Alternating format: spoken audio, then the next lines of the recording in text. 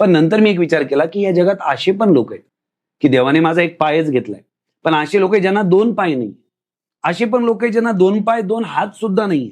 निक म्हणून तुम्ही ऐकलं असेल, हो. त्यांना दोन पाय दोन हात सुद्धा नाही, बट तरी आज जगामधल्या करोडो लोकांसाठी ते प्रेरणा आहेत आणि स्वतःच्या वैयक्तिक आयुष्यामध्ये ते यशस्वी आहेत.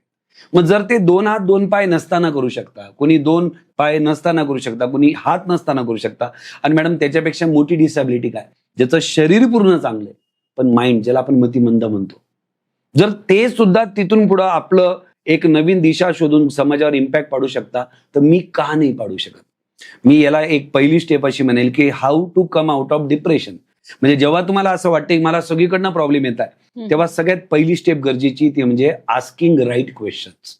जेव्हा माझ्या मनात विचार येत आहे की यार मला ना पर्सनल लाईफमध्ये असं घडतंय, त्या ऑफिसमध्ये बॉस शिव्या घालतोय, वडिलांची भांडणं होत आहे, भाऊ प्रॉपर्टी मागतोय, आता मलाच कळत नाही, बरं या सगळ्यांना मला सपोर्ट म्हणून वाईफ आहे, तर घरी गेल्यावर वाईफ पण भांडते, असं काही लोकांबरोबर होतं.